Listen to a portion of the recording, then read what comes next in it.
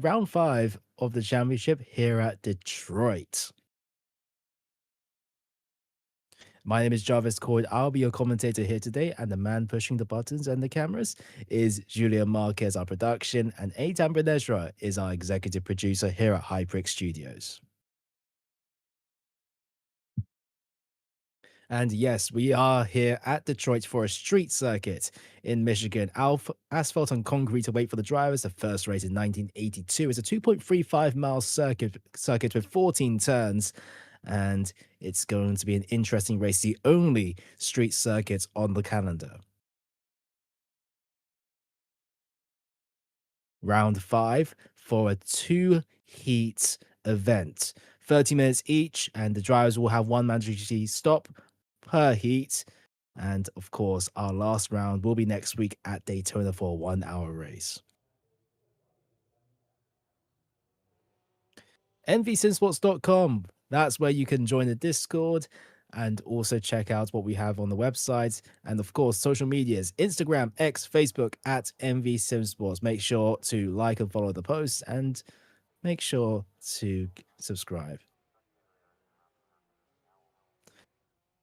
MV Simsports is sponsored by SimSwag Technologies, Triple Stint, Coach Dave Academy, SimGrid, and Heather's Jewelry Hut, and Rogue Energy. And this is what the weather looks like for the race. It's partly cloudy out there with no chance of rain, and humidity semi-high with 9 to 11 mile per hour winds southeast. This is what the weather looks like currently for qualifying. 75 degrees Fahrenheit, partly cloudy, 11 mile per hour winds.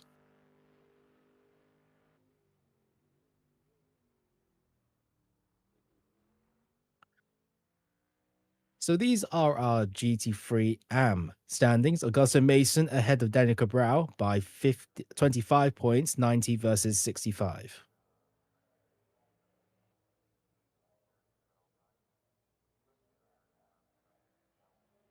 And this is what our GT3 Silver Championship standings look like. It's Angel Mora ahead of Jaden Innes. That asterisk on Jaden Innes' and João Lopez's name are the SimSwag Cup participants. John Cannon in third place, Tiana Blossom in fourth, Rui Guerrero in fifth, João Lopez in sixth, Melvin Hono in seventh, and Jordi Carrera in eighth place. And for our pro standings, it's Philip Ansel, an asterisk shows that he's part of the SimSwag Cup, ahead of Mert Menderes, Nicholas Zint, Alberto Alves, Josh Merrin, Simone Mazzi, Jason Krongers, Ramon Serra, Logan Taylor, and Juan Rodriguez. It rounds off your top 10.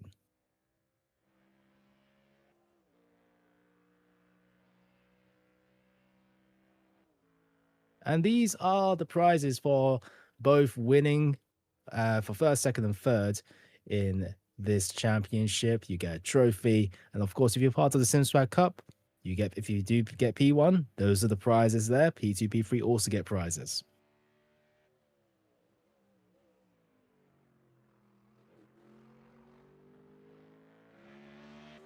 So, drivers out there for their qualifying laps. It's a partly cloudy session as we're watching. That is Alberto Alvarez in the pink and black Mustang coming through a couple of corners. Drivers on their qualifying laps so far. as we do see Nicholas Zint, and that is the 888 car of João Lopez. Where does he go up to? Goes up into 9th place. We do have just over 7.5 minutes left of qualifying left to go, as we see the Simits McLaren of Taylor currently setting the fastest first sector with 2 personal bests. After that, he's coming through the last couple of corners, turn 13 and turn 14 now. Where does he go up to? Currently in 4th. There is no Philip Ansel and Mertz Menderes, so our 2 championship leaders won't be taking part. And it is Logan Taylor up onto provisional pole by just under a 10th of a second. What does Alberto Alvarez do to reply? Goes back into the pits, and he's done. Angel Mora, 6th place with the fastest 4th sector currently, and he's coming through the final corners now. And Angel Mora goes from 6 and will stay in 6th place. Romario Marquez is a new driver, an unfamiliar name on the grid here today in the Mercedes. He comes across the line, and Romario Marquez goes up into 12th ahead of Freitas and Cabral. John Cannon goes up into 6th place ahead of Mora, taking provisional pole in GT3 Silver. Carrera goes up into 2nd place in GT3 Silver, 7th overall. Nicholas Zint across the line, fastest final sector. Can he go up into... Yep, he goes up into 3rd place. It's a good first flying lap for Nicholas Zint. João Lopez across line, 11th place so far. Where can he go? He goes up into 8th. Guerrero goes up into 6th, and Guerrero takes provisional pole position in GT3 Silver. And that is that is Daniel Cabral into the wall. And Logan Taylor, so far, fastest sector 2, but his 3 other sectors on this lap haven't been the best. His personal best not being beaten so far, as he goes back into the pits.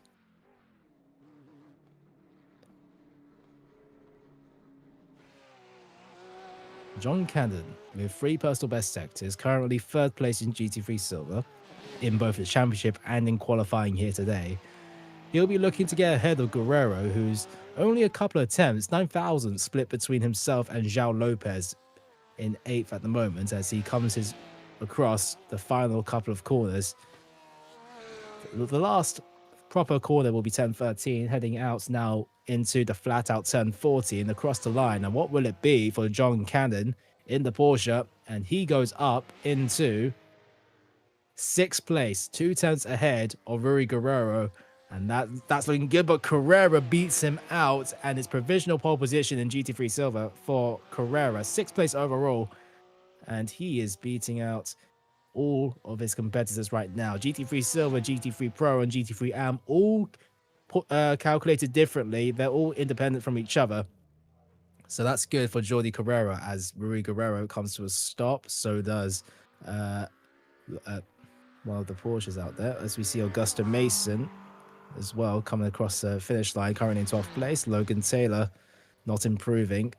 Mason across the line, currently pole position in GT3 Am, will stay in 12th place. Jordi Carrera improving once again the first 2 sectors, not a personal best in the 3rd, however, as Logan Taylor makes his way through turn 11 and down towards turn 12.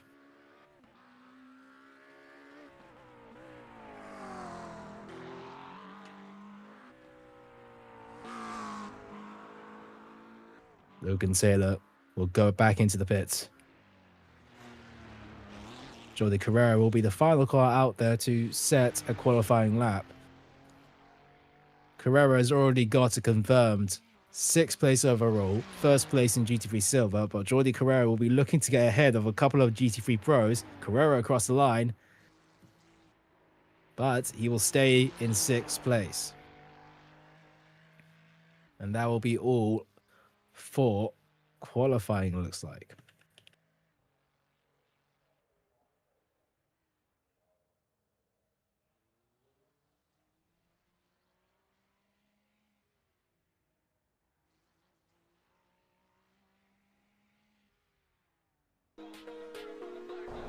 And make sure to check out Triple Stint for high quality glass or questionable quality sim racing racers at triplestint.com.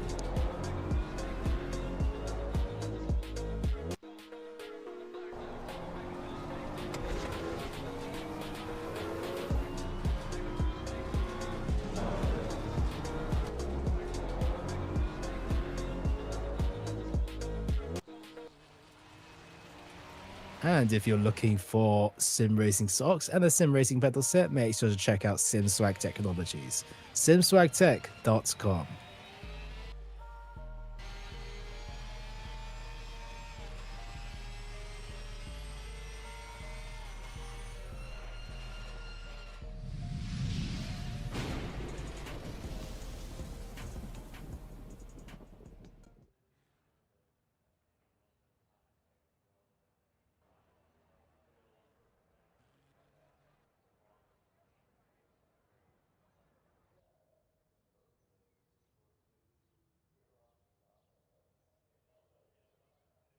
HyPrix Studios, broadcasting, graphic design, photography, Twitter and Instagram at HyPrix underscore in the middle of those used words.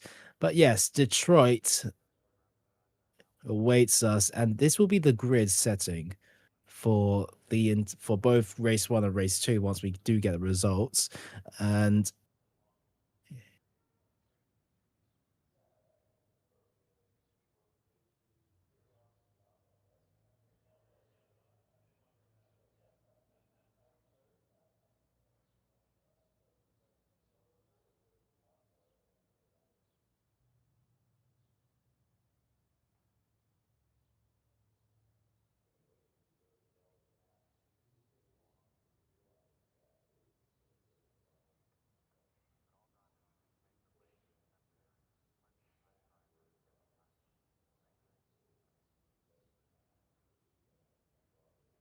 Detroit, it's a home for for anything motor related, home of GM, Ford, any American automakers out there.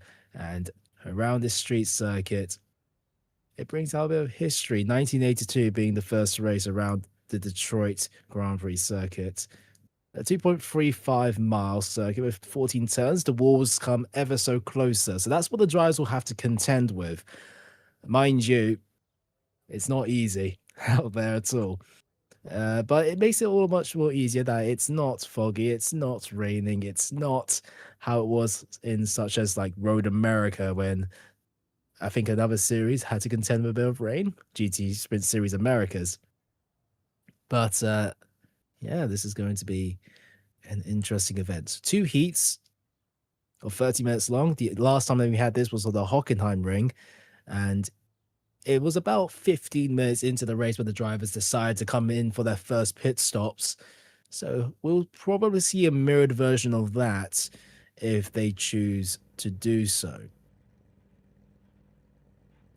The main overtaking spots that you would usually see around the Detroit circuit would usually be about turn 3 into the right 90-degree right-hander and also turn 7. These are our qualifying results, and it's Logan Taylor 96 thousandths ahead of Alberto Alvarez to take pole position here for the Detroit Grand Prix round 5 of the MV Simsports GT Sprint Series Europe. Juan Rodriguez in 3rd place, Nicholas Zint in 4th, Ramon Serra in 5th, Jordi Carrera pole position in GT3 Silver, 6th overall, John Cannon in 7th, Rui Guerrero in 8th, Smelly Mazzi and João Lopez rounds off your top 10 overall. Then below that, it'll be Angel Mora, Augusto Mason taking 1st place in GT3 AM, Tiana Blossom 13th, Romaro Marquez and Carlos Freitas in 14th and 15th, Daniel Cabral in 16th, Joseph Kronk in 17th, and Matt Mosby didn't set a time in qualifying.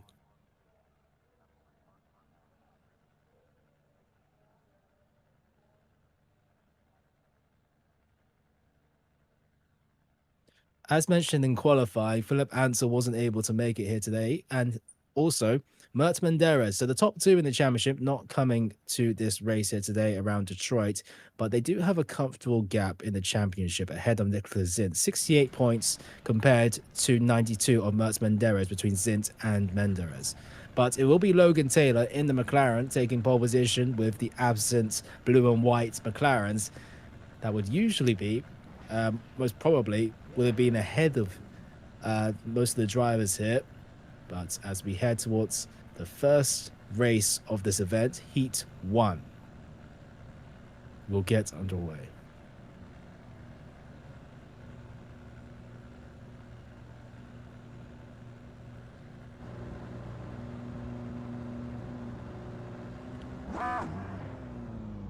The drivers getting off of their starting positions, and the safety car will lead our GT3s around for one singular formation lap around this 14-turn street course. There's not too many places where you can go side by side with how small the width is around here, but main spots would be around turn 3, turn 7. Those are the main overtaking spots with one long straight.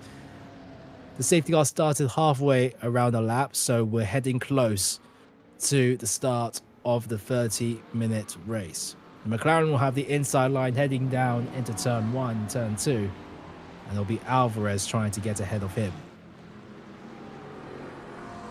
Out of turn 13, and the safety car will come into the pit lane. The yellow and black McLaren on the inside, the black and pink of the Mustang as we head for a 2x9 formation. The red lights showing, green flag getting underway, and it's going to be Logan Taylor on the inside line. It'll be Rodriguez in the Porsche taking third place, but it's side by side between Alvarez and Taylor into turn 1 and 2, and it's still side by side coming out of it, but McLaren will have the inside line heading down to turn 3. Johan Rodriguez lurking in the background as Nicholas Zint having a fight with Ramon Serra in the Ferrari, but it'll be free wide almost with Johan Rodriguez trying to get involved. Alberto Alvarez on the outside, Johan Rodriguez trying to go down the inside of the Ford Mustang, but the run is better for the black and pink. Now it's Nicholas Zint down the inside of Johan Rodriguez to try to take away the podium position. Johan Rodriguez will have the inside line once again. It's side by side between the McLaren and Porsche, and they will continue on through turn 6. Now a long straight. Well, practically it's flat out through this corner, which is not designated as a corner, but nevertheless, we do see cars now heading through this straight as no moves down the inside in the top 5. You do see Guerrero ahead of John Cannon. Cannon hasn't had the best start, losing out to Rui Guerrero. Massey in 7th, trying to overtake a GT3 Silver competitor of Jordi Carrera. But as we head our way through the first lap being completed of this race, it is Logan Taylor in first place ahead of Alberto Alvarez, despite an offensive move for Alvarez. And Logan Taylor starting to pull away here from the race lead, 1.3, 1.2 seconds ahead of second place at the moment, as we do see Mason, as Nicholas Zint is being put under pressure from Johan Rodriguez behind, as Jordi Carrera looking for a move ahead of Ramon Serra. Now, these two may be teammates, but they are designated as two different classes. However, the GT3 Silver competitor of Jordi Carrera seems to be a bit faster than Ramon Serra at the moment, heading now into turn 4. This battle has allowed Simone Mazzi to catch the back of Jordi Carrera as well. And you can see that Mazzi approaching to the rear of the Ferrari. Now, Alvarez under pressure from Nicholas Zint. Nicholas Zint, pacey in his own right, only lost out to both Mert Menderes and Philip Ansel in Road America, so he took third place in terms of pace, and he'll be looking to get ahead of Alberto Alvarez. But Logan Taylor pulling 2 seconds already in the second lap, as we do see it's a fight between Serra, Carrera and Mazzi heading through turn 11.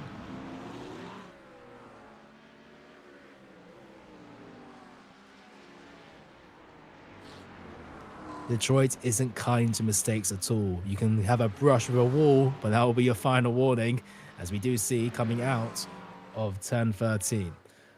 Now, McLaren constantly putting on the pressure versus the Ford Mustang, as Massey also putting the pressure on this GT3 Silver competitor in front of him.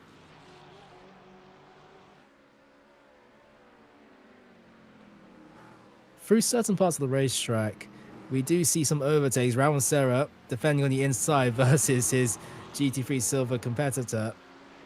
And this will allow Simone Mazzi to get involved down the inside versus Carrera. Carrera still has the inside line. Massey hangs around the outsides. Contact between the Ferrari and McLaren. And Massey will have to wait once again as Rui Guerrero joins in the battles total John Cannon. So now the fight between Carrera, Mazzi, and Serra has slightly spread out a little bit to just over 1 second.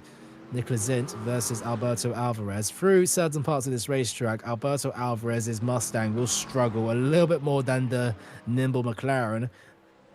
Its characteristics to the McLaren, it may be a little bit more twitchy, but it's right at home in tight and twisty sections such as Detroit, and you can see how much he gains there. The Ford Mustang, though, the American V8 Ford being the home, right at home here in Detroit, will be trying to get a good result here as well. But Nicholas Zint out of turn 13 on the run down into turn 1. Approaching to the rear as the McLaren sizes up and moves to the inside. Not possible just yet. Waits until turn 3. That's Johan Rodriguez in the background, looking to take advantage of whatever happens out in front here. As the McLaren approaching the rear, but does he go for the move? Alberto Alvarez stays in the middle of the racetrack, leaves just enough space for Nicholas Zint to go down the inside. Can he get it stopped in time? Just about. And the McLaren goes up into second place for now, but Alberto Alvarez back on the attack. Can't make it work. Nicholas Zint shutting the door, and now Johan Rodriguez looking to get involved in the Porsche right behind Alberto Alvarez. The fight for second place, and Alberto Alvarez losing second place. And now Nicholas Zint sees up ahead a 4.3 second gap to Logan Taylor. It's going to be a tough ask in a 30-minute sprint, as we do have 24.5 minutes remaining of this race. But never say never. There is one mandatory pit stop for all of these cars to contend with. So you can differ in terms of strategy. What would be the most beneficial one? We will soon see in Hockenheim, which had a similar format, pitted around halfway through the race, 15 to 16 minutes through. Let's see if we do have a mirror strategy here. Now, Marquez and Freitas fighting out in GT3 AM. It's two Mercedes fighting out with one another, two teammates also close to one another. Will they go for team orders, or will they go for actual proper fighting? Let's see. They're 1 and 2 in GT3 AM, so they're doing well out there in the only two Mercedes on the grid. So that seems to be a team choice, as we do see John Cannon defending from João Lopez in the two Porsches on the grid as well. 2 out of 4 Porsches on the grid here today.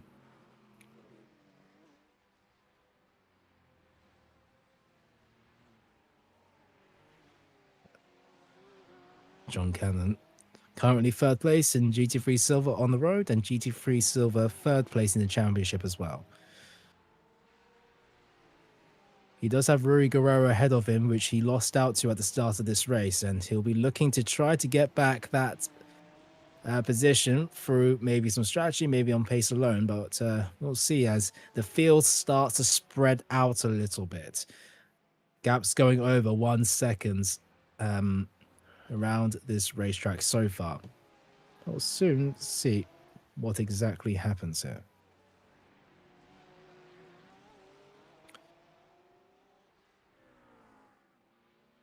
Now, back up to the top set from 2nd, 3rd, and 4th. Rodriguez dropping back slightly from Alberto Alvarez. Alberto Alvarez still keeping in touch with Nicholas Zint so far in this race, with 7.5 minutes in. And the gap between himself and Taylor doesn't seem to be going any smaller. In fact, it's growing with every single corner. Now it's 4.4 seconds. And the Simit Esports racing team of Logan Taylor, the Australian, will be having a relatively calm race here. All he needs to focus on is himself, the car, and the track. Nobody else behind him.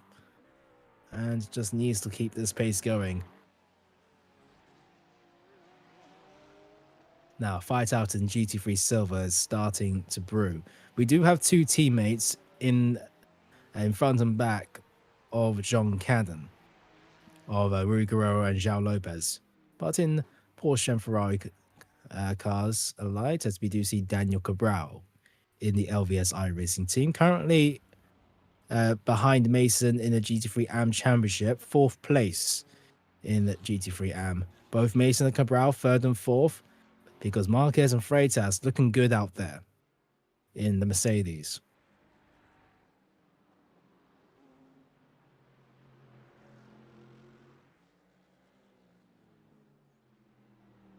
And they seem to just be lapping. They're in a comfortable position. Right now, 1 and 2, but this probably don't see any battles. That's Augusta Mason going deep. So does his teammate who gets it stopped onto the track. So both Ferraris are deep into the braking zone of turn 7. And it's more troubles for Augusta Mason as he grazes the wall, exiting out of turn 8. Now, will we see a battle between Mercedes into turn 1, turn 2? That is Freitas going down the inside of Marquez, and Marquez leaves a lot of racing room and allows his teammate pass Freitas in first place, Marquez in 13th. Daniel Cabral getting ahead of Augusto Mason. I think Mason continuing to have a bit of problems here in 16th place as he drops back out of behind Cabral. Massey comes into the pits for the first time for a strategic start, but he's currently 16th place. Mosby hasn't started this race, and Kronk in 17th place will get past Mazzy as he exits out of the pits now for a very, very short stop in this race, 10 minutes into this event. It's Carrera and Sarah, both teammates, but points counted differently. So Sarah trying to catch up to Rodriguez, Carrera trying to maintain GT3 Silver. So a battle between teammates at this point will be beneficial for either car, as you do see Rui Guerrero in the background trying to catch up to Carrera.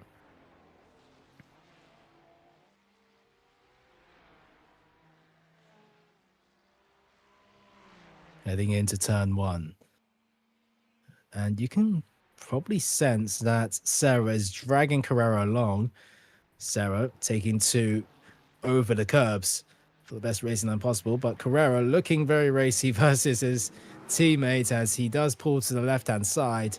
Sarah allows the move past. No troubles, no dramas here, at least so far. That was extremely close between teammates as, yes, it is Carrera ahead of Sarah for 5th place overall and 6th place overall.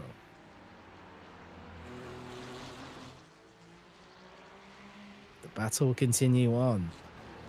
They're not direct competitors, and it will be Sarah versus Carrera. And it's side by side at the exit of turn 6 as we barrel down towards turn 7. It goes from right to then left for the braking zone. And it will be Sarah to the inside of Carrera, and Carrera will drop down to 6th place.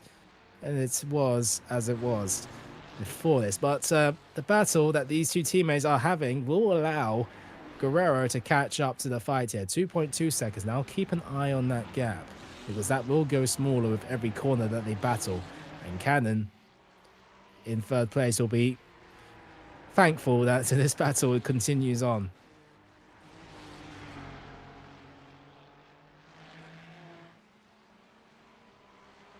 The start of lap 9 now. It's Jordi Carrera now dropping back from Ramon Serra. 1.7 seconds between Guerrero and Carrera. Meanwhile, Nicholas Zint still ahead of Alberto Alvarez. Alberto Alvarez keeping Zint honest for 2nd and 3rd place.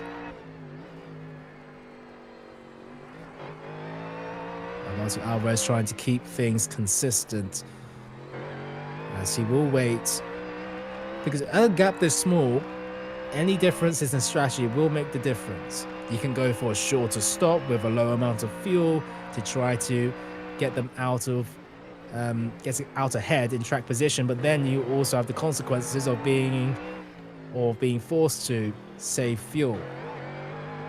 It's a game of strategy, and mind games will continue to happen in this race.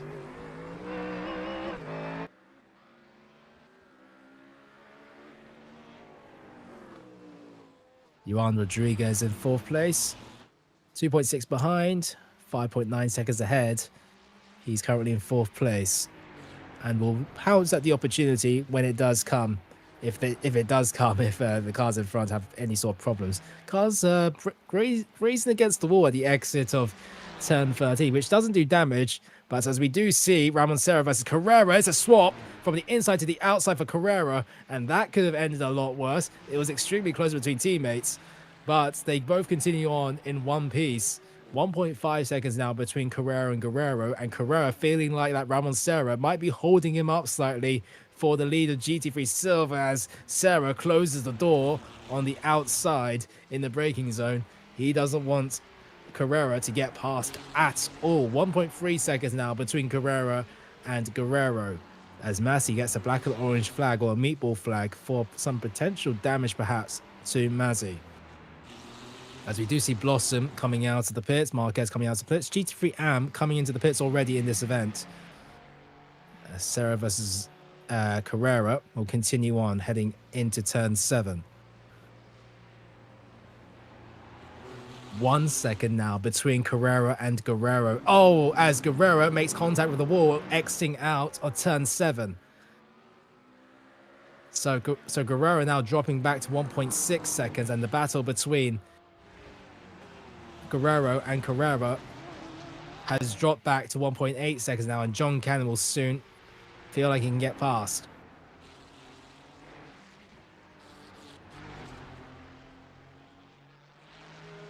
Does either of them pit? Nobody in front is pitted, as we do see Guerrero come into the pits after some supposed damage, and Carrera not being able to get ahead of Serra. Zint versus Alvarez for all attempts between the cars, as it does expand between the two drivers. Alvarez still keeping Zint honest, at least for now.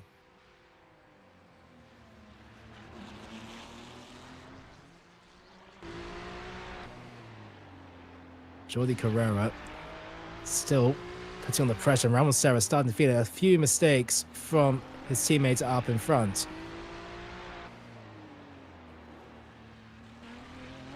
You can start to see maybe too much wear on the tires in his first stage of the race. A little bit of understeer from the 296. As Serra tried to push on, the gap between himself and Rodriguez up in front is 5.9 seconds. And it's still grazing the walls for Ramon Serra, and you can see that Carrera is waiting for any sort of opportunity to get past, even closing up in the braking zones with the concertina effect.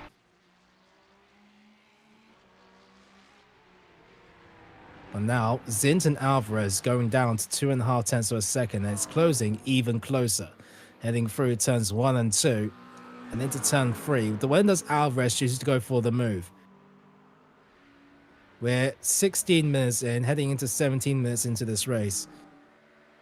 And we did have a few pitters so far, with Freitas Marquez, a few other GT3 AM drivers coming into the pits, Tiana Blossom also coming into the pits, and Guerrero, who had third place in GT3, or second place in GT3 Silver, also coming in after getting some damage.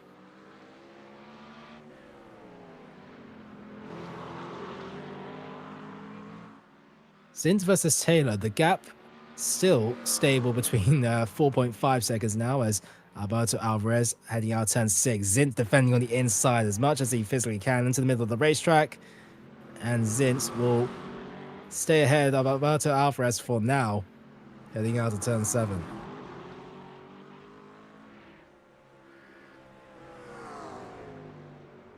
Now, heading out to this corner, does anybody come into the pits? Does Taylor come into the pits? Does Zint come into the pits?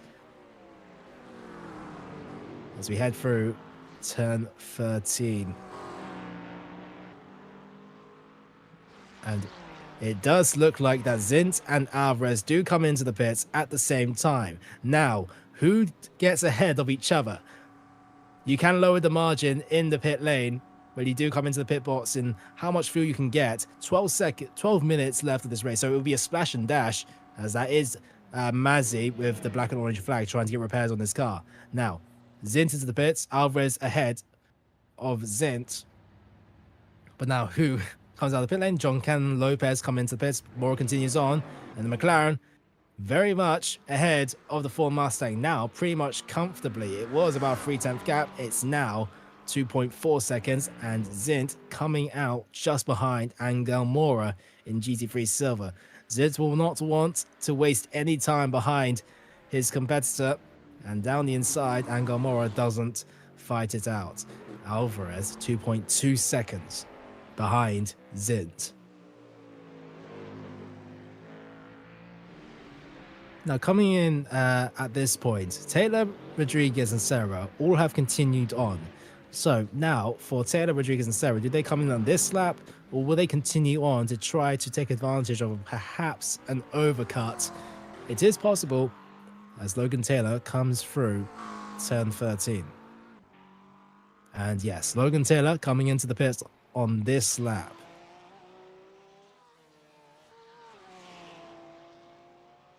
Rodriguez doesn't, now he does, come into the pits. And we do see Serra and Carrera come into the pits at the same time. So the top four come into the pits. So Zint's now approaching to the end of this lap. Where will he come out in relation to Taylor? How close will he be to Taylor? It was 4.5 seconds before the pit lane, before Zint came into the pits. Taylor coming out of the pits now. And he does come out comfortably ahead of him, but now it's only a free 2.5 second gap between Taylor and Zint. So Zint may have either had a brilliant pit stop coming into the pit lane, or he's underfueled his car. So either of those two options, and well, 2 second gap between Taylor and Zint. Before the pit stops, it was 4.5.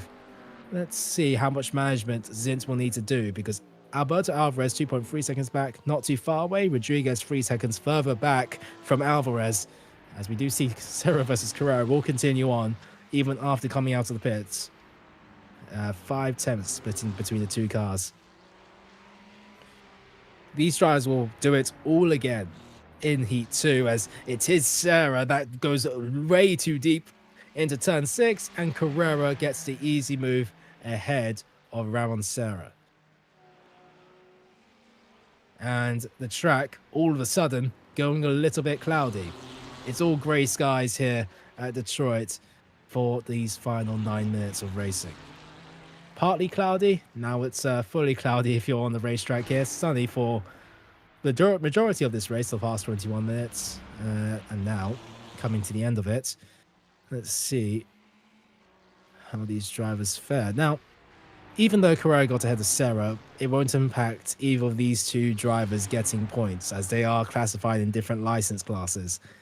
Carrera in GT3 Silver, Serra in GT3 Pro. Now, Freitas leading the line in GT3 Am, missing a front bumper, but that won't matter to him because he's 3.9 seconds ahead of his teammates, leading the line in GT3 Am and ahead of the experienced runners in this championship in GT3 Am, Cabral and Mason. Carrera, Serra, putting on the show here for these final 8 minutes. Looking to have some fun because Guerrero is 1.5 seconds away, so it probably won't be a challenge, as we do see the fastest lap time so far. Nicholas Zint is our fastest, as he does get ahead of Taylor. Taylor has had a problem. Taylor has had a problem, and he's in 3rd place currently. Into turn 7, way too deep into the braking zone, but let's get a replay of what exactly happened to Logan Taylor. Heading into turn 7, it goes from right to left. Was it a misjudgment of the braking zone? As he heads into turn 7 now. And all pretty normal, yeah. It's way too deep on the braking zone, a lapse of judgment, and there's not enough runoff at the exit for him to still be ahead of Nicholas Zint. And Taylor, for what seemed to be a slam dunk 1st place, well, never say never, because in the last 8 minutes, he's dropped out of 1st, and Nicholas Zint inherits the race lead. Alberto Alvarez inherits P2, and he's going to be ruining that mistake in the Simit car of a THLF Esports. Nicholas Zint in the cyan colors, looking very good out there, 1.3 seconds ahead of Alvarez. But keep in mind, he might have underfueled that McLaren quite heavily, because it was 2.2 seconds ahead of Alvarez heading out of the pit lane. But now it's just 1 second, and the gap is getting closer between 1st and 2nd place. and they will continue to do so. How much fuel does Nicholas Zint have in that McLaren? He has to lift and coast through the tight sections, where we're seeing right now, turns 8 to 11.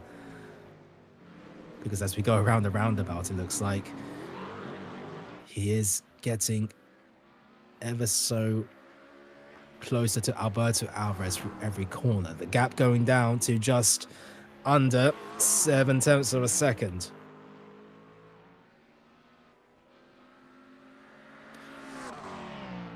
And look at this, it's through this entire lap, Alvarez having the measure of Zint, heading through turns 1 and 2.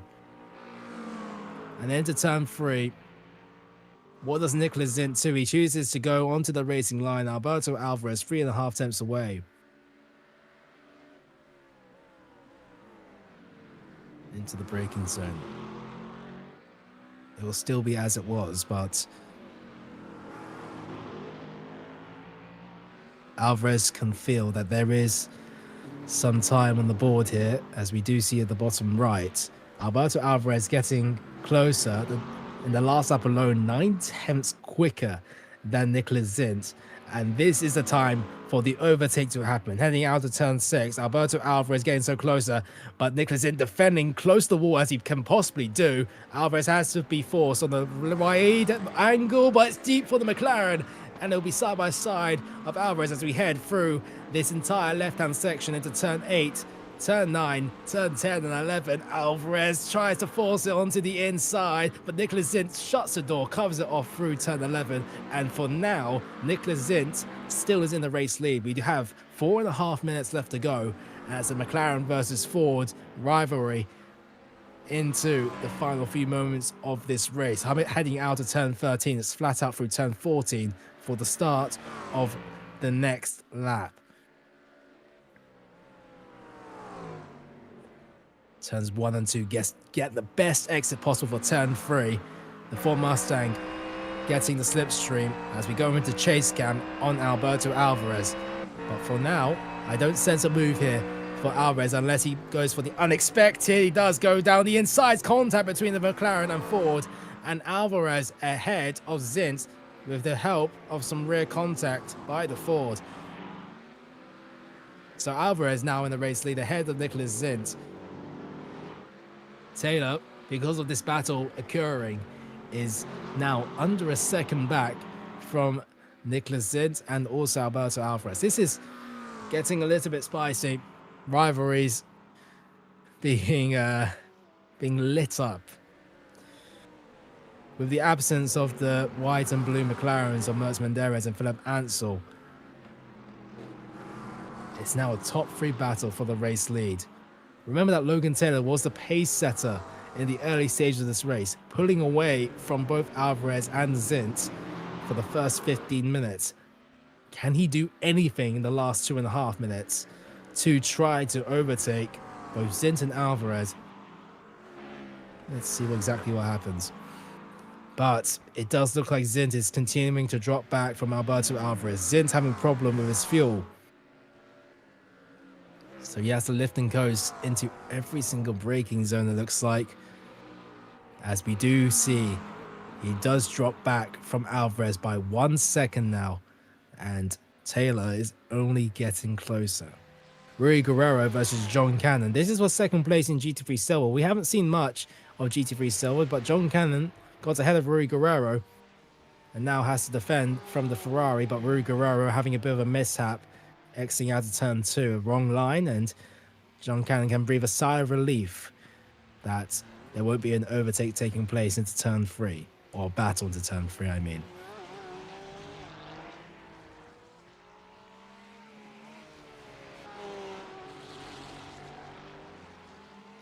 A grace of the rule for John Cannon, but he lives on. The walls, especially when you're under pressure, tend to go a little bit narrower, it feels like, for the cars out there. As we do see Zint versus Taylor heading into turn 11.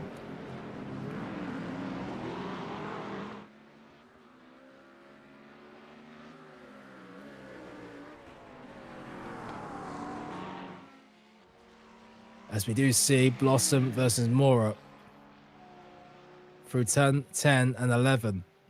Side by side for 4th place in GT3 Silver, Blossom in the BMW, Mora in the Ferrari, and Mora still ahead of Blossom for now. Mora was once looking like for P2 in GT3 Silver, but now he's dropped back into 5th place in GT3 Silver. Cannon ahead of Guerrero.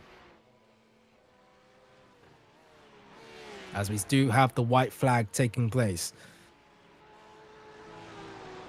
For the final lap in this Heat 1, don't go anywhere because there's a Heat 2 happening straight after this one. Alberto Alvarez, he hasn't led this race for the majority of it. Nicholas Zint and Logan Taylor behind him have led for 25 out of 30 minutes. But it's not where you start, not where you are in the middle of the race. It is where you finish. And for Alberto Alvarez, a race of attrition, Nicholas Zint with a wrong strategy, maybe with the underfueling of the McLaren, might have ruined his opportunity for the race win here. But heading out of turn 11, it's Alberto Alvarez's race lead to lose, as Alvarez threw out turn 13 will come across the line to win the first heat of this event. And well done to Alberto Alvarez for winning in Heats 1. Nicholas Zint takes P2. Logan Taylor in P3 wasn't able to get past. Juan Rodriguez in 4th. Carrera will come across the line to take his GT3 Silver race win. Jordi Carrera didn't really have any opposition for that lead. John Cannon will finish in 6th place overall. 2nd place in GT3 Silver. Guerrero in 7th place overall, 3rd place in GT3 Silver, and Ramon Serra finishing 8th place without a rear wing, so something's happened there on the final lap. As we do see Lopez coming across the line in 9th place and 4th place overall, and 4th place in GT3 Silver, 9th place overall. Mora and Blossom will come across the line. Freitas, 26 seconds back from Blossom. Despite missing a front bumper, it will be a 1 and 2 for Freitas and Marquez.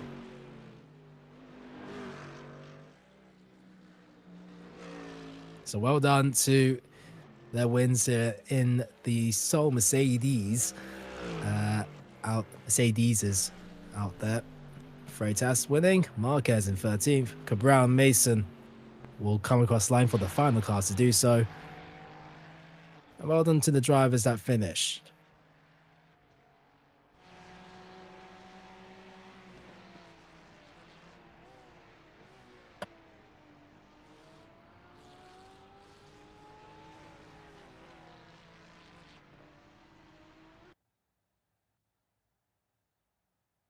And these are our race results. Alberto Alvarez for SOP Esports Racing wins ahead of Nicholas Zint and Logan Taylor in 3rd place. Juan Rodriguez in 4th place in GT3 Pro. Jordi Carrera wins out in GT3 Silver in 5th overall. John Cannon Guerrero joined him on the podium steps. Ramon Serra in 8th. João Lopez and Angel Mora round off your top 10 overall. Then below that, Sienna Blossom in 11th, Carlos Freitas and Romaro Marquez 1 and 2 in the Mercedes and GT3 AM, Daniel Cabral, Augusto Mason, Joseph Kronk finishing in 16th place, Simone Mazzi and Matt Mosby didn't finish the race, and Matt Mosby didn't start.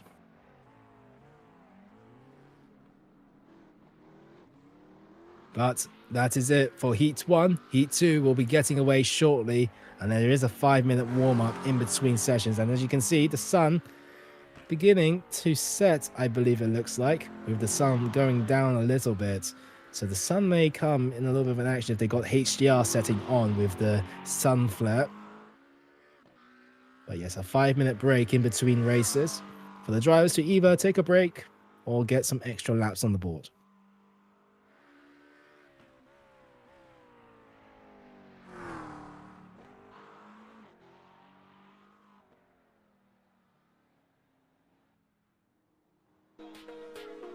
And of course, MV Simsports and the GT Sprint Series is sponsored by Triple Stint. High quality glass for questionable quality sim racers, triplestint.com.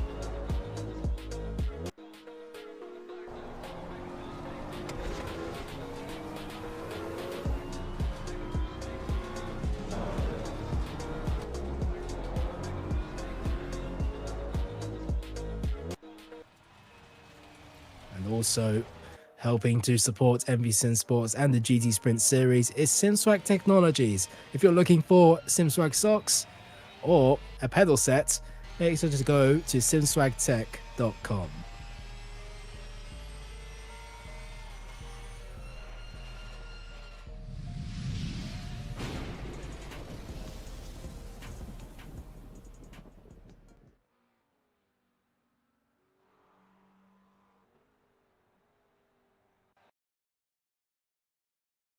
And this was Nicholas Zint versus Alberto Alvarez, side-by-side battling for position. This was very close. Nicholas Zint defending on the inside. This is, I believe, turn 9 and turn 10. And wonderful close racing here. It's still side-by-side. Alberto Alvarez couldn't go down the inside. Nicholas Zint shutting the door immediately. He was just ahead, but the lap straight after this one, as we should be able to see, Alberto Alvarez managing to get ahead of Nicholas Zint into turn 3.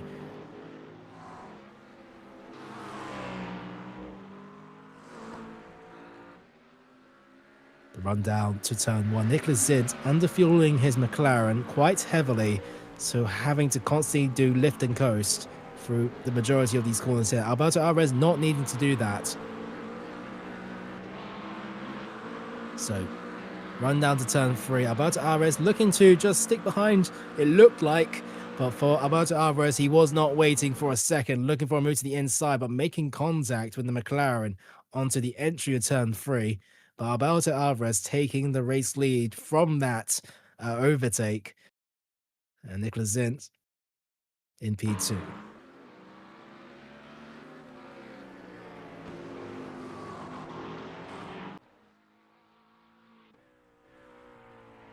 So 1 minute left of the warm-up for the start of Heat 2. Simone Mazzi currently out there in the McLaren.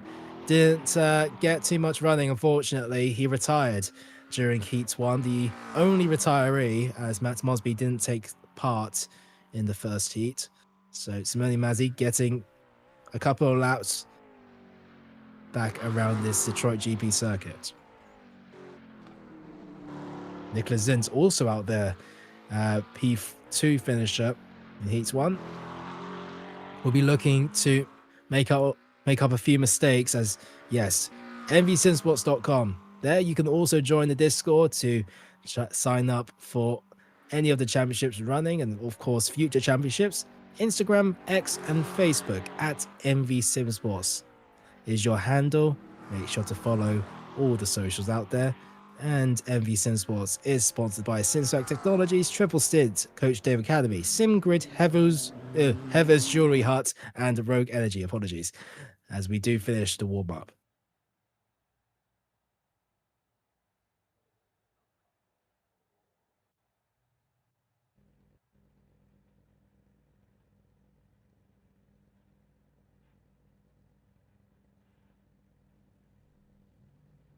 So the second heat getting underway. Same format, 30 minutes with one mandatory stop. And the weather is looking to be 75 degrees Fahrenheit air temperature, 78 degrees Fahrenheit track temperature, with 7-mile-per-hour winds. And it's also partly cloudy, but a different time of day it looks like. It looks to be later in the afternoon as the sun begins to set. It's Alberto Alvarez in first place, Nicholas Zint in second, Logan Taylor in third, and Joran Rodriguez is your top 4. So the race finishes of race 1 will be your starting grid for race 2.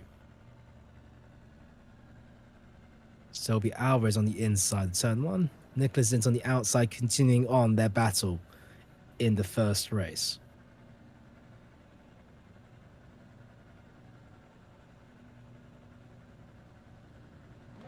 And the grid getting underway after 1 minute of waiting time.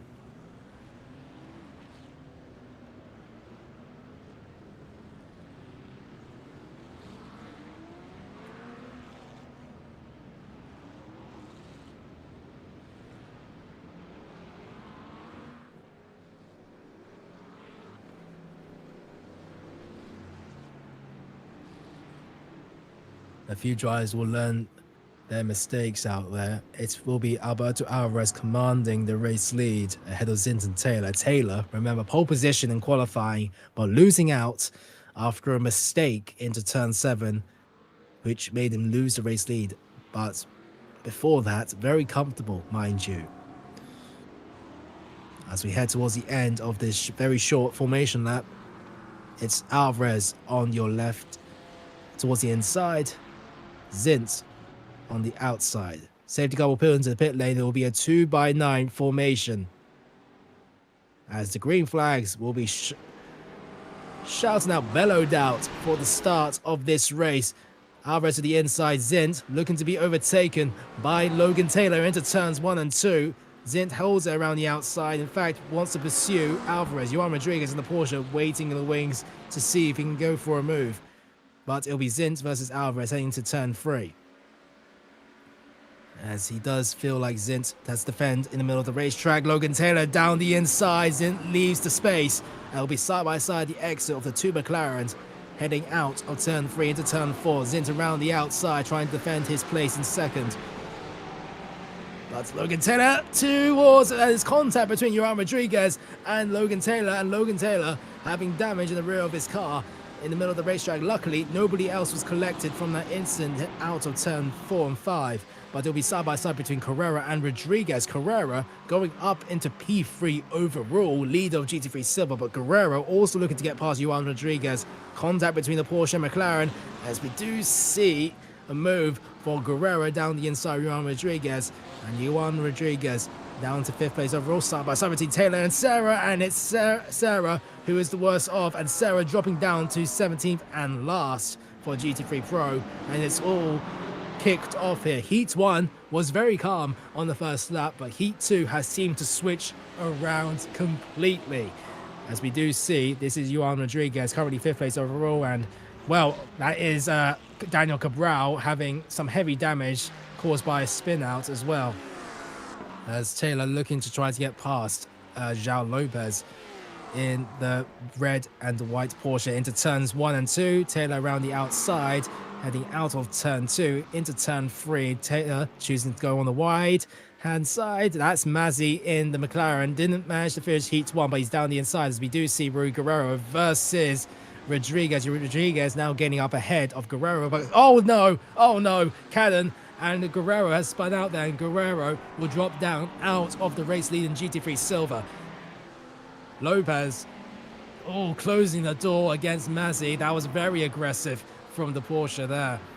And it will be Mazzi who flashes the headlights, disapproving of Lopez's actions. They are not fighting for the same championship here. Mazzi in GT3 Pro, Lopez in GT3 Silver, but Lopez feeling like he wants to be ahead as John Cannon, 2nd place of GT3 Silver, but Guerrero having heavy problems while fighting out Johan Rodriguez out of the podium places. No, out of the podium places into 4th and under pressure from Angel Mora.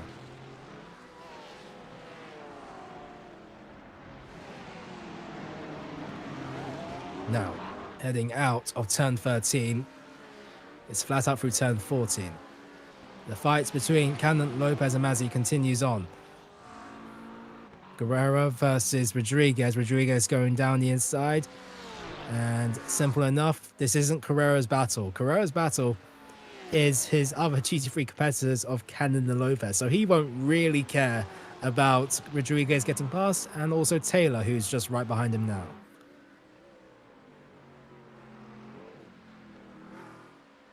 But in the background, you can also see, as you do see, Carrera not going for the move ahead of Johan Rodriguez. There's no point in going for that move. John Cannon continuously being under pressure from Lopez. In fact, Mazzi now putting on the pressure versus the Porsche.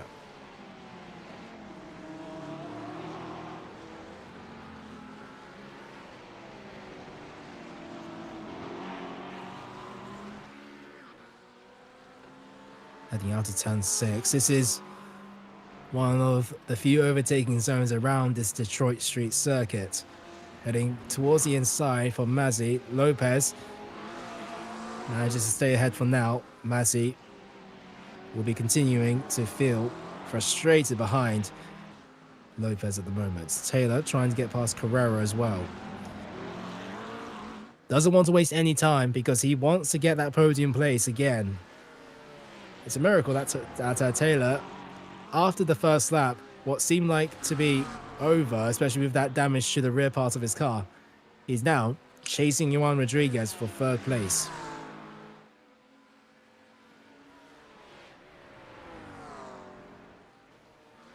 Heading through turns 1 and 2. You can see the McLaren getting the better exit versus the Ferrari. Taylor flashing his headlights, indicating that he wants to get past the Ferrari as he does go down the inside into turn 3. Carrera leaves the space. No indications of trouble there.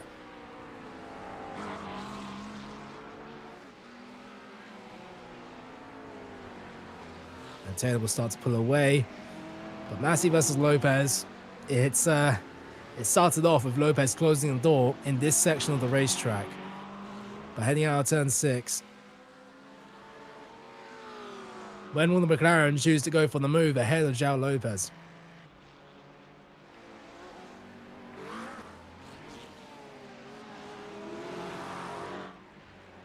He'll still be ahead. We've got Freitas versus Marquez for the race lead of GT3 AM. Both teammates continuing on from a strong performance last race in Heat 1. So they're still comfortably in the race lead ahead of both Mason and Kronk. Cabral having damage, so he's all the way at the back of the grid. Mosby has taken to the grid for the first time in this event.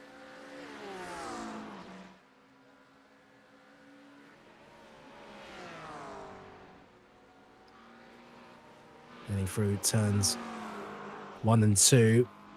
These two cars had contact in the first lap of this race, and Logan Taylor looking to try to get ahead of João Rodriguez now. So a little bit of bad blood between the two opposition drivers, as we do see Lopez trying to go down the inside of John Cannon, not being able to complete that move. Lopez having to look in his rear mirrors as well. Masi to the inside of Lopez. A little bit of space jumping over the curb for Masi, as he does get a slowdown penalty because of the cut that he just did. Rodriguez versus Taylor.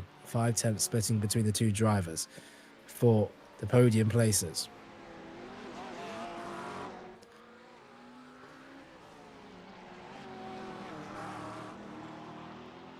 A complicated section of the racetrack through turns 8 to 11 for this heavy braking zone. You can close up quite heavily. As you can see, Rodriguez versus Taylor, they had a collision on the first lap. Rodriguez onto the inside of the McLaren, but it will continue on for the podium places. Heading out of turn 13, the run from the McLaren is great. 2.5 attempts between the two cars. Heading into turn 1.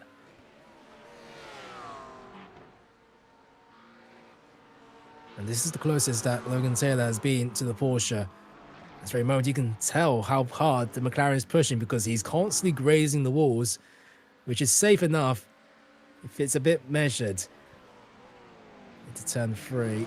No moves for the McLaren so far. Not close enough to go down the inside. As Masi versus Lopez into turn 3, I think it is. No, there's nothing that was turn 4. Masi continuing on to be stuck behind the Porsche, and he's going to feel even more frustrated as Guerrero now has catched up to the back of Masi. The flash of the headlights continuing on from the past 3 laps or so between Masi and Lopez taking to the racing line. Masi to the inside, and finally he can see the front of that Porsche rather than its rear.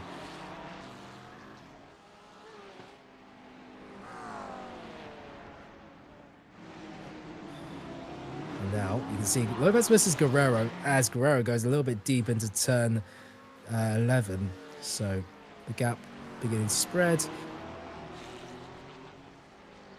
Rodriguez versus Taylor. Still 4.5 tenths for the battle of the podium. The front two running away with it. We haven't seen much of Alvarez and Stint and Zint at all in this race, but Alvarez still leading the line with the race lead ahead of Zins, 1.6 seconds, as we do see Taylor going to the left-hand side. Johan Rodriguez almost shuts the door, but making contact with the McLaren, and Johan Rodriguez down the inside trying to defend, but it's still going to be extremely close between the McLaren and Porsche. Heading out and a bit of contact again. It's aggressive. It's feisty between the two rivals as the McLaren and Porsche are continuing to bang doors heading into turn 5, and McLaren finally, he probably thinks in Logan Taylor's head, is now up into third place ahead of Johan Rodriguez. A rivalry that continued after lap 1, heat 2, after Johan Rodriguez went down the inside of Logan Taylor and spun him around, and the bits of feisty battling between the two competitors in third and fourth.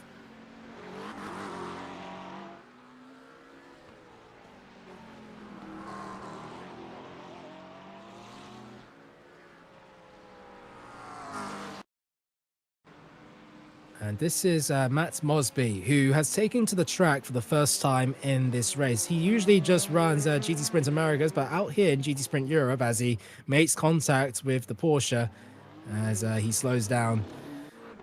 Probably not wanting to do that. That is, I believe, Kronk in the 18th place that he made contact with. So, continuing on, it's only just been 10.5 minutes, by the way. We're not halfway through this race at all. It is as much of a sprint as it has ever been with this 2 heats format. Guerrero at the back of Lopez. Both with very similar color schemes in 2 different cars, both teammates fighting out in GT3 Silver. Mazzy trying to get ahead of John Cannon. But he will have to wait for another opportunity to do so. Massey retired early in Heat 1, so he hasn't had much running of this track as much as he probably would have wanted to. So he's on the back foot here, but luckily he will still get points. 5th place in GT3 Pro as he's ahead of Sarah Mosby. Meanwhile, in the background as well, Lopez and Guerrero fighting out for a position that actually matters. In Guerrero and Lopez side by side, Guerrero to the inside of Lopez, and it will be Rui Guerrero ahead of Lopez.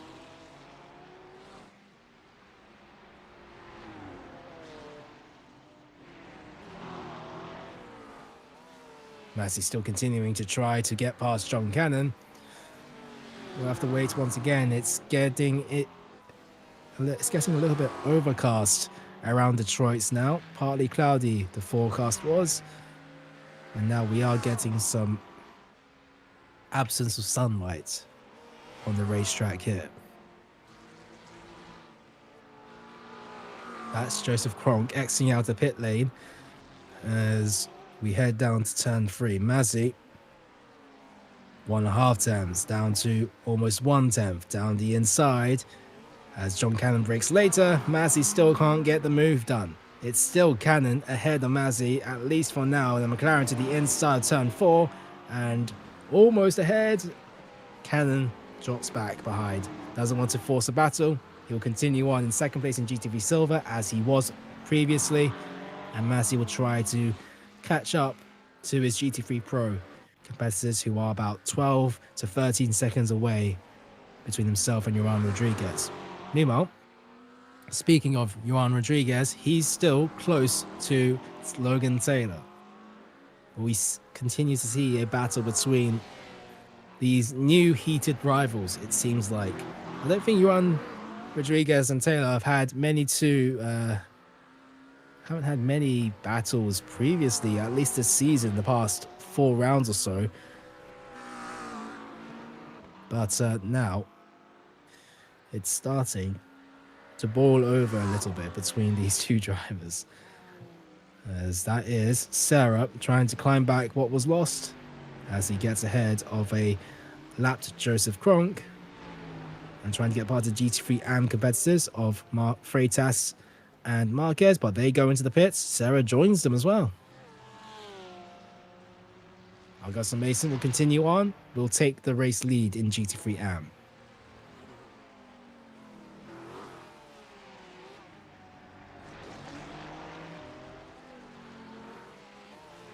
So Rui Guerrero takes podium place in GT3 Silver, 3rd place ahead of his Porsche teammate. I mean, teammate in same colors but in different cars, Lopez.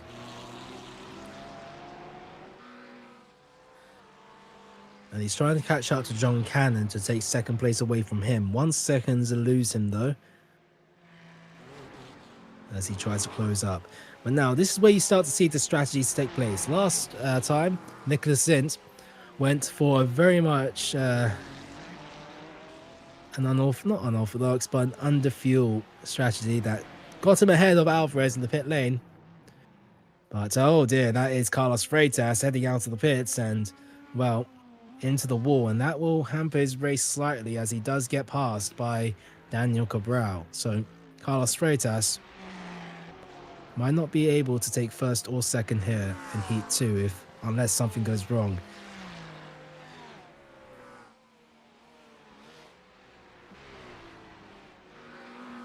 Is this the closest fight out onto the track?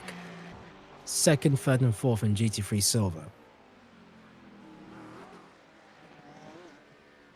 Guerrero. Lopez. Cannon leads them ahead.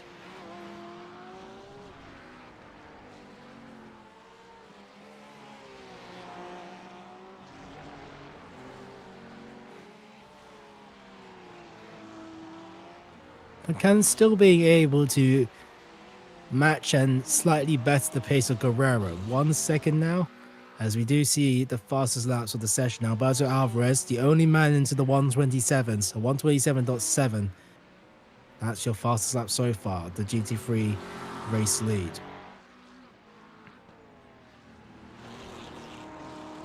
Cabral comes into the pits. Masi and Carrera getting close to one another. Or versus Lopez. Fighting out for position in GT3 Silver, but it's not close enough for Lopez to go for a dive bomb as Masi versus Carrera continues on heading into turns 1 and 2.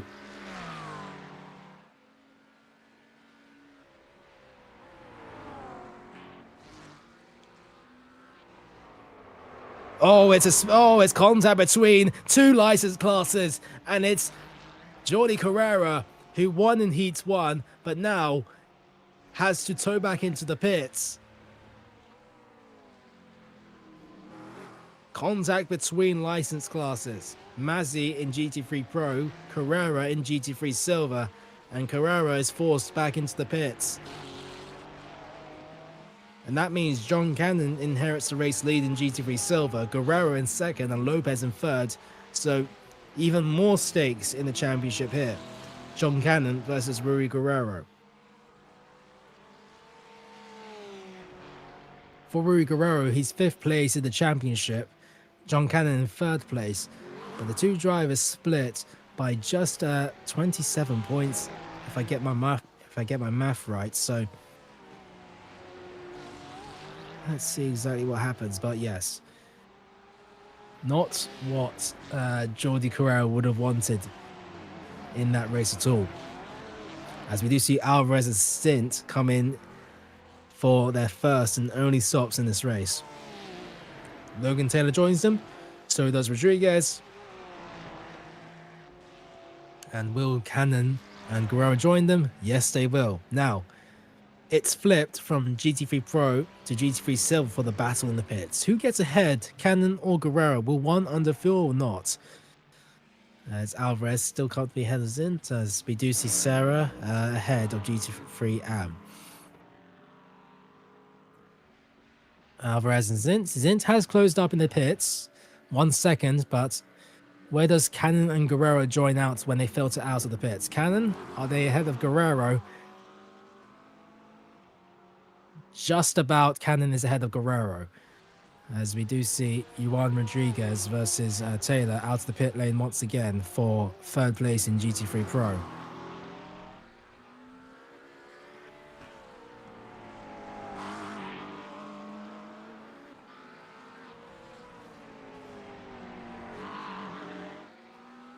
And the gap starting to rise between the McLaren and Porsche to now 8.5 tenths of a second. Logan Taylor immediately on the gas, trying to pull away from the Porsche. as far as he possibly can.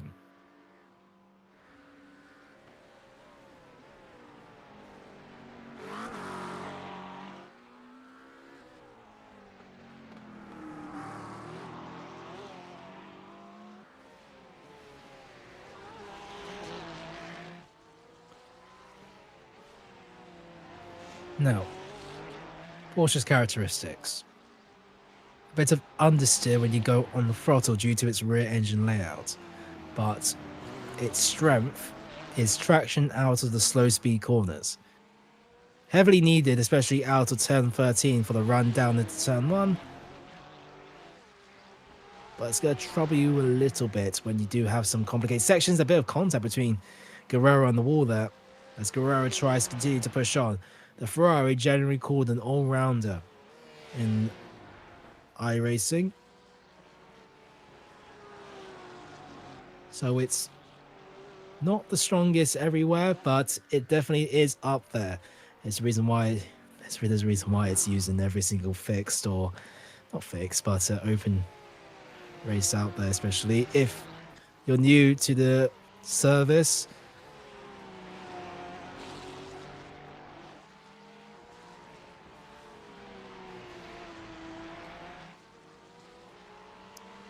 Cannon and Guerrero.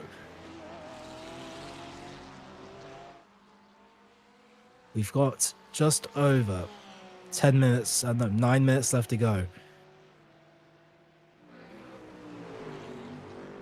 And it's Alberto Alvarez in the race lead, ahead of Nicholas Zint. Zint closing up to the back of the Mustang. Alvarez flashing his headlights, indicating that there's blue flags. I want to get past quickly and as efficiently as possible in order to not lose time in the back of this blue and white Ferrari of either Cabral or Mason. And they do get out of the way, so no troubles there for Alberto Alvarez. But for Nicholas Zint, it might be a little bit hampered, and that's not the ideal line he would have wanted. Nicholas Zint will be a little bit frustrated that he's lost a bit of time to the race lead.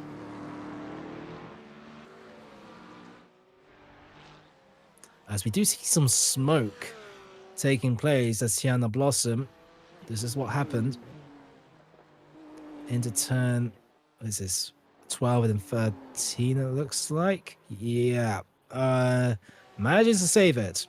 So with no damage, continues on without too much of a hassle, but will get passed by Ramon Serra.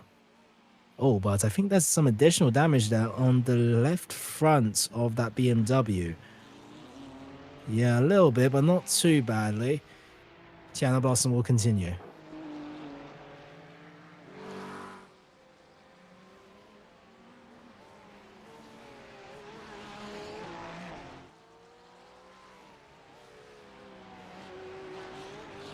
Cannon and Guerrero as they head through turns 9 and 10.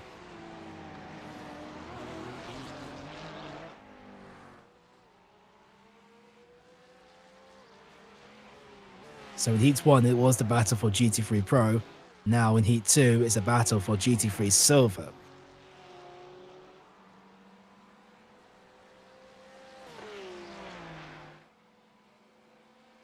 Cannon looking to win here in the MV Simsports team, in 1 out of the 4 Porsches on the grid here today.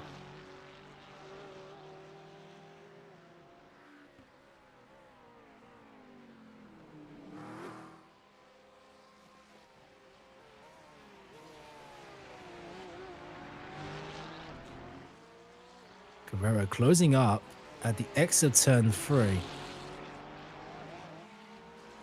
But the clock starting to dwindle. The Ferrari will have to turn on its gases in order to get a little bit closer, but it's a mistake into turn 6, and that has dropped Rui Guerrero from John Cannon, and Cannon can feel a little bit of pressure alleviating, as now there's an 8/10 gap between himself and second. Romario Marquez can't be in the race lead, ahead of Augusto Mason. Freitas, after making a mistake about 10 minutes ago now in third place. So it can't be a 1 and 2, but it will still be Romario Marquez who will continue on the race lead and a very good chance to take the win in GT3 AM.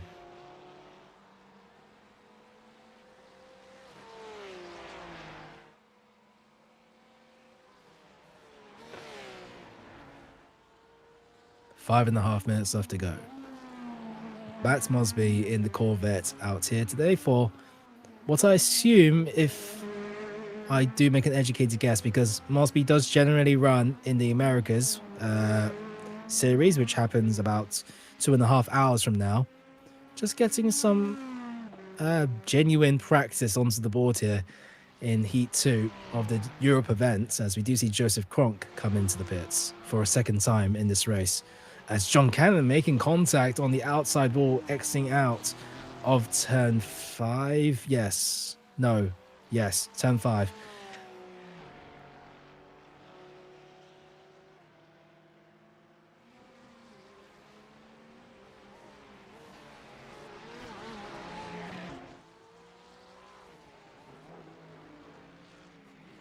Mario Marquez, race leader in GT3 AM.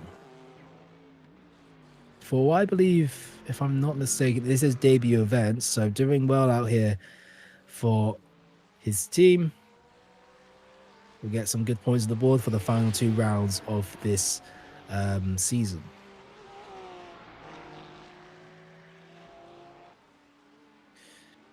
That's Max Mosby getting past Daniel Cabral without too much hassle.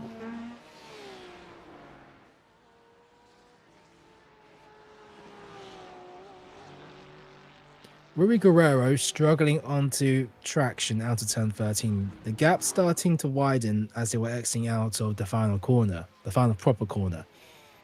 That's what the Porsche's strengths are inherently. Its traction is unparalleled compared to the other GT3s. So Cannon out of the exits does create a buffer away from Guerrero. But through the tight and twisty sections, that's where the Ferrari is a little bit better. But Cannon making a mistake as we head into turn 6 to 7. The gap going down to 3.5 tenths overall, as Cannon does feel the need to go into the middle of the racetrack to semi-defend, cuts back onto the racing line.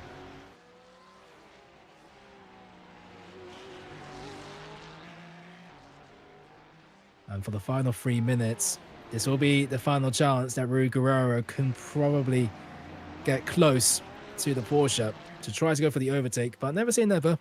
We've just got over 2 laps remaining. But this gap has been exactly the same for the past 10 minutes or so. Rui Guerrero can't find the answer to Cannon's pace at the moment.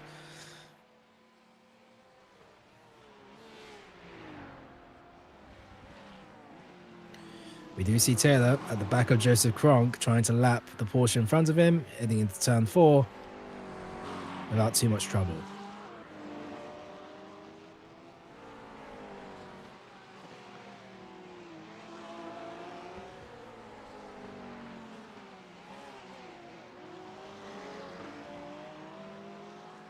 This is Rodriguez, who hasn't been able to answer Mazzy. Not answer to Logan Taylor's pace at the moment. It was close exiting out of the pit lane, 2.5 tenths between Taylor and Rodriguez, but ever since then, the gap's starting to widen. The run down to turn 7 now. Cannon versus Guerrero. Cannon still ahead.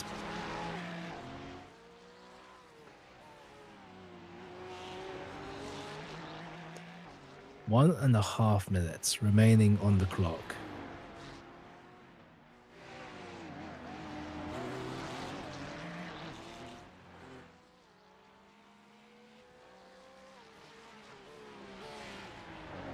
Guerrero trying to get past it. Currently P5 in the Drivers' Championship in GT3 Silver. Cannon third place.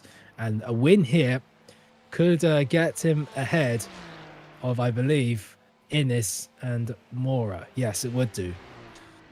So equally as important for John Cannon to get for the overtake, but Alberto Alvarez will start I believe this isn't white flag. Yeah, he'll have enough time to start the next lap as well. So Alberto Alvarez winning in Heat 1.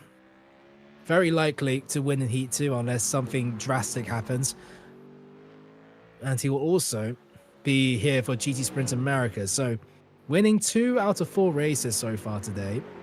Of course, in 2 different championships, but so we still got Americas later, but very likely to win 4 races maybe in this week's GT Sprint Series. Guerrero and McCannon getting down to 1.5 tenths of a second, as it will be close, but no cigar for Guerrero at all. As the white flag is raised for Alvarez, he starts the final lap.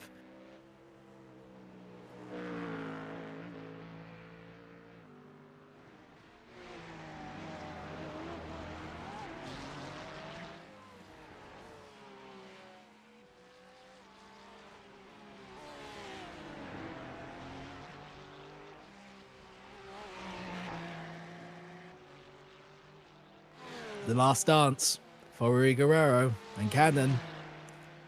If there was ever a time to go for the overtake, it would be now.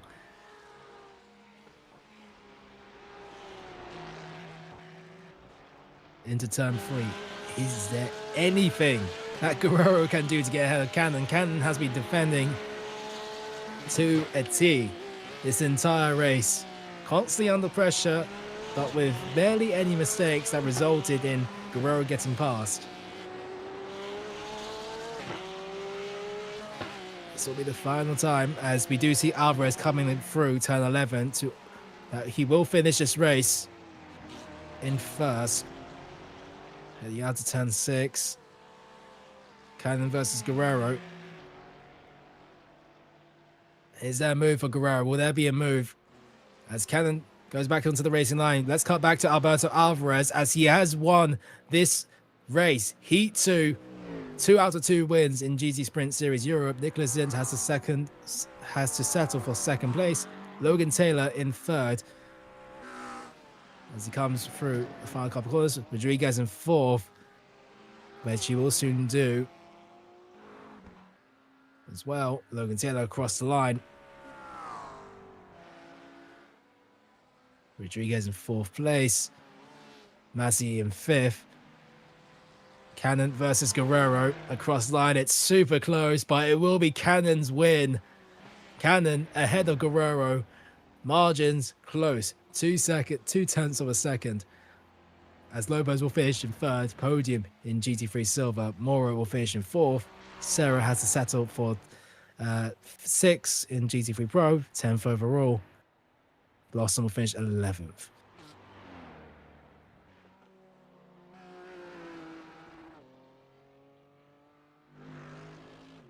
And for the GT3 AM race win, it will be Romario Marquez for a very good finish once again. Well done to Romario Marquez, winning out in GT3 AM for Heat 2. Augusta Mason, P2. Marquez in P1, I mean. Freitas in P3. And that will be your final car coming across the line. Well done to the drivers that finish. Actually, has everybody finished? Yeah, it has been. Everyone did finish. As Carrera turned back into pit lane, went back out. And that is it for Heat 2. And these are what the results look like for Heat 2. It is Alberto Alvarez, your race winner for the second time in this event. Nicholas Zint, 3.2 seconds back. In second, Logan Taylor. Third, Johan Rodriguez in fourth, after Logan Taylor and Johan Rodriguez had the close and feisty battle. Simone Mazzi, 5th place overall. And John Cannon wins out in GT3 Silver, 6th overall. Rui Guerrero was super close, no cigar. João Lopez in 3rd place. Angel Moro in 4th, at 9th overall. Ramon Serra rounds off your top 10. Tiana Blossom, Romario Marquez winning out in GT3 AM. Augusta Mason, Carlos Freitas joining him on the podium. Matt Mosby for a practice session finishes in 15th place overall. Daniel Cabral in 16th. Jordi Carrera in 17th. Joseph Kronk in 18th and last.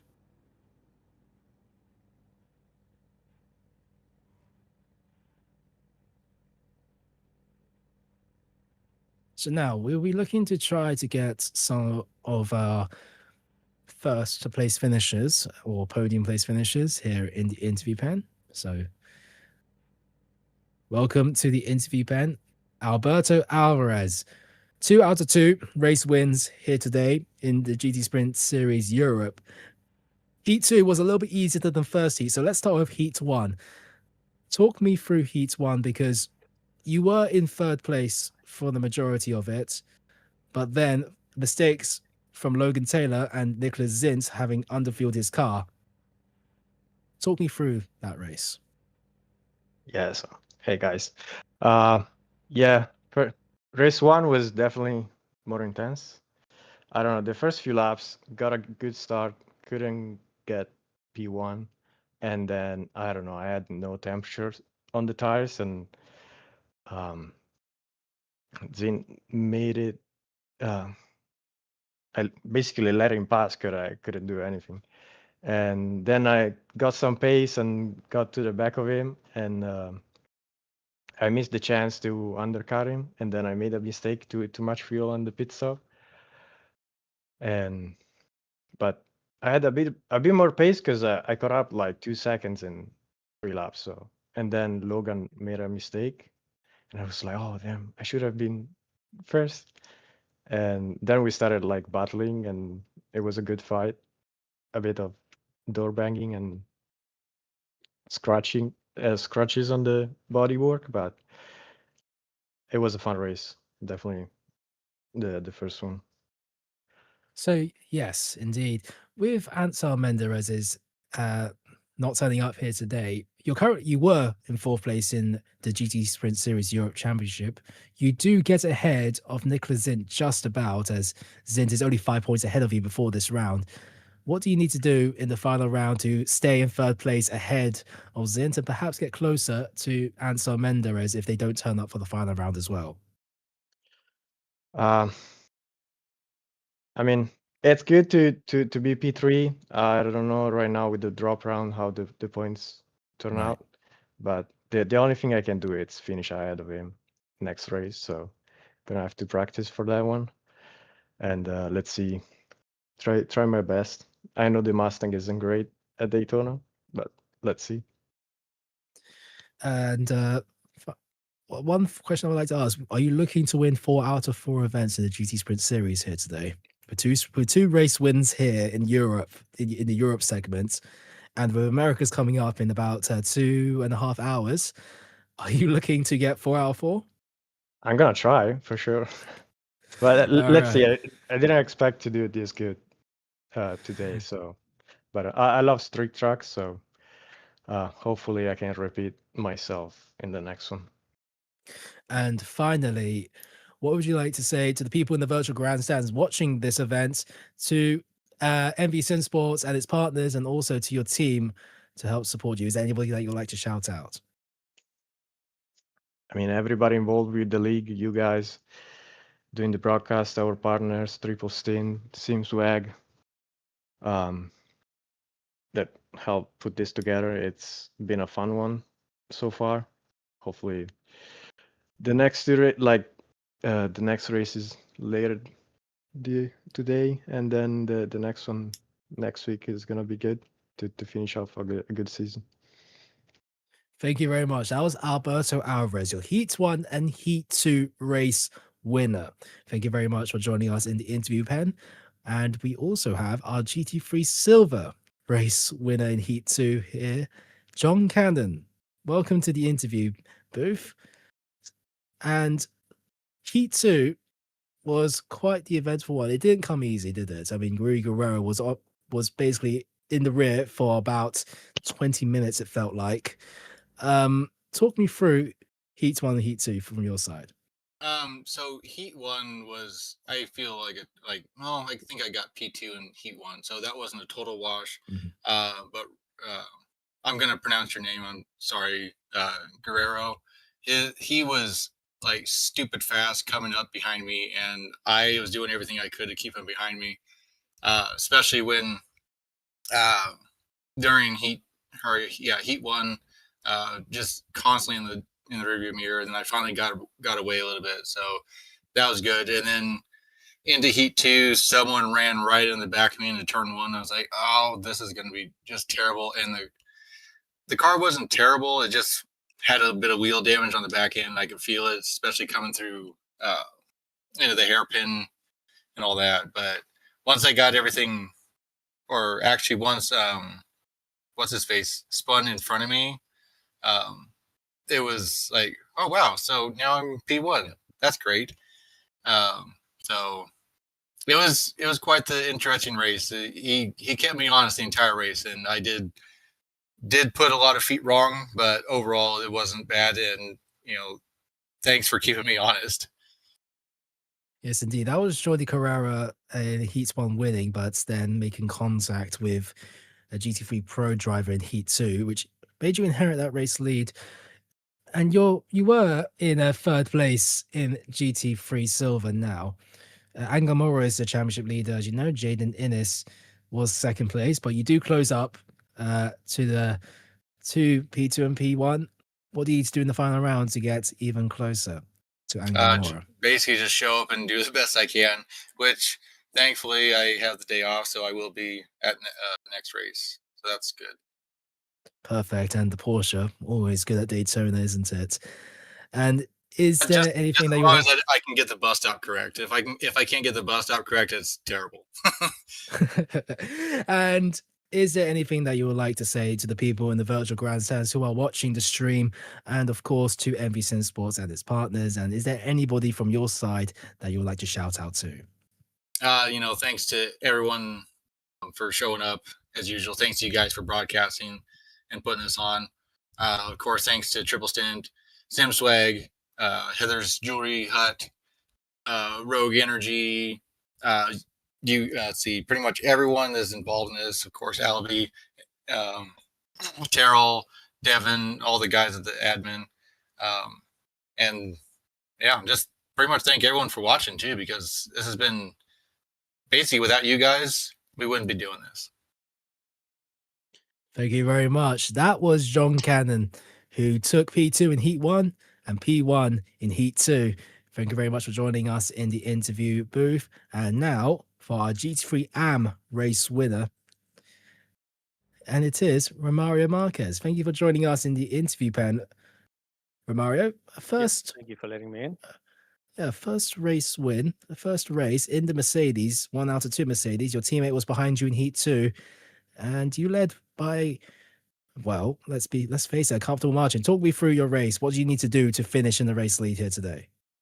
I think I got a bit lucky, to be honest. My teammate had a bit of an oopsie in the pit, which gave me the lead, and I just didn't give it back to anyone.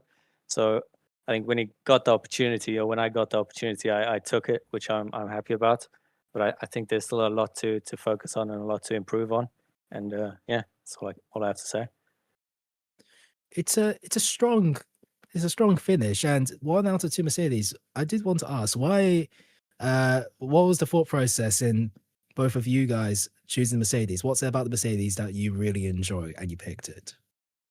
Oh, I don't even know. I tried the BMW, and then I just couldn't get a hang of the car. I just wasn't gelling with me. I tried the Mercedes, and it just kind of meshed with my driving style, I guess. And I quite like Mercedes, so it seems to be working, so I'll keep it. And of course, you join us in the 5th out of 6 round. Are you going to come here next week for Daytona? And what are you looking for? Are you looking for another race win at Daytona as well? I think I'm just looking to improve at the moment. If I win, that's great.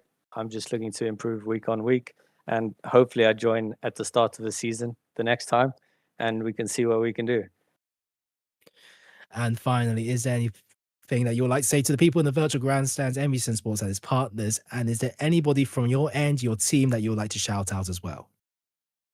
I'd like to say thank you for everyone that's watching. It's my first time, so I need to get to know you guys. Thank you to you guys for putting the races together. Thank you to your sponsors, obviously, for helping you guys. And a huge shout out to Carlos. He brought me into iracing. He brought me into racing, and I'm really enjoying it. So just a thank you to him. All right, perfect. Thank you very much. That was Romario Marquez, race winner in GT3 AM. And that will be all for GT Sprint Europe Don't go anywhere, however. 2 hours from now will be GT Sprint Americas, and that will also be a fun ride. The final round of the GT Sprint Series Europe, however, will come next week, August 28th, for a 1-hour race in Daytona. Championship is on the line for all of the 3 classes. Let's see how they do. Powered by Triple Stint, and from our side of the broadcast booth, it has been quite the ride for this entire season and around Detroit as well. My name has been Jarvis Cord. I've been your commentator here today. The man pushing the buttons and the cameras is Julian Marquez for our production, and Eitan Benezra is our executive producer for HyPrix Studios. Thank you very much for joining us, and we will see you all 2 hours from now for GT Sprint Americas. 1 week is Daytona. Thank you very much.